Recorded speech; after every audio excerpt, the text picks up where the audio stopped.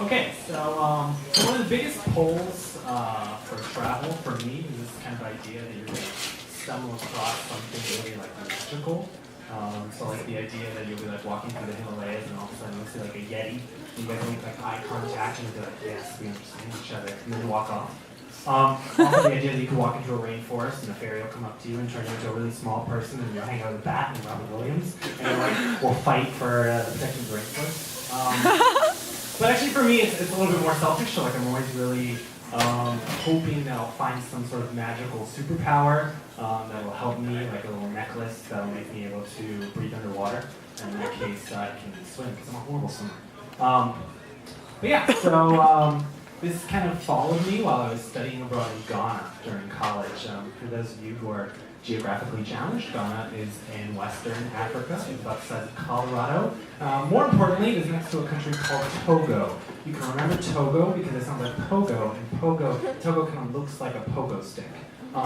It's right next to Benin, and the two countries make up kind of like the voodoo capital of the world. This is like the #1 place for me to find my magical item. So of course, me and my friends decided we're going to go there over the weekend. So we took a bus over there, and we get in a cab from our hostel and take it over there. And we get to the #1 place I want to go is the fetish market. Now, perverts, come on, not a sexual fetish. A fetish is an object that is kind of desired for its magical power. So this is like my #1 thing. And the fetish market will definitely have it. I mean, they probably like store Horcruxes and like sets of 7. Good place to be. So we get out of the cab and there's this really big gate.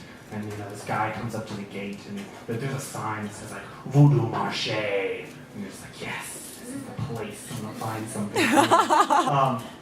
So then the guy comes up and with the most unintimidating voice ever. He's like, hello, welcome to the voodoo market. It's going to be 5,000 francs to get in per person, and then 10,000 francs for the tour guide, and then 10,000 francs for each camera that comes in. And so immediately, like my heart sinks because the #1 biggest killer of everything magic is capitalism. It's terrible. It's simple supply and demand, folks. The demand is so high, the supply is so low.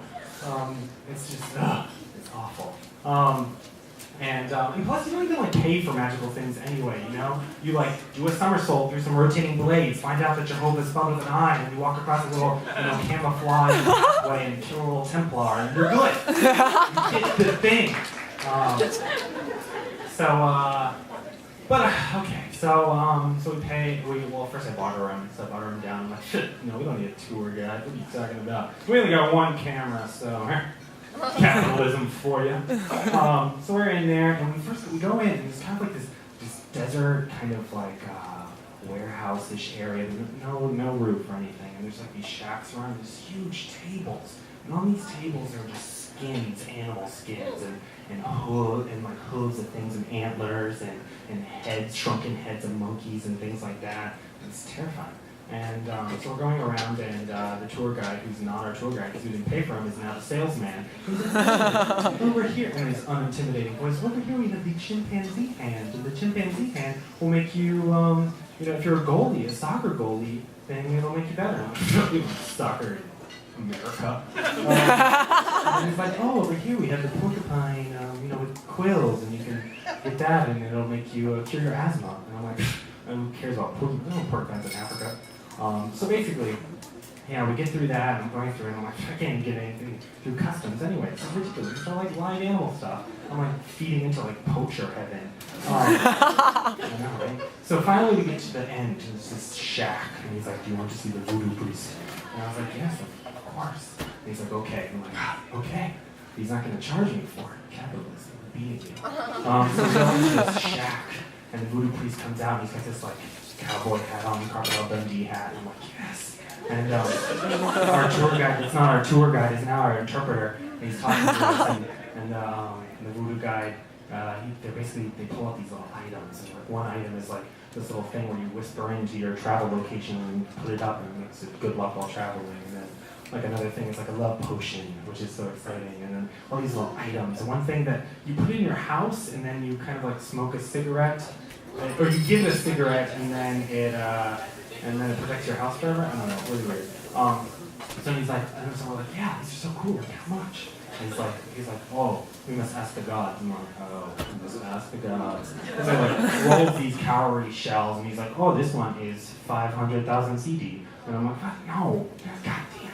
And so we buy, and we go to leave, and like I'm still kind of regretting it. Man, I really want a magical item. And then I'm like, yeah, right? Nice, come on. And then right as I'm leaving, like the voodoo priest, he kind of grabs my hand, and I turn around. He's got this little sparkle in his eyes, a magical sparkle.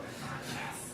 And he's like, in his like 5 words of English, he hands me this voodoo priest business card. He's like, please tell your friends.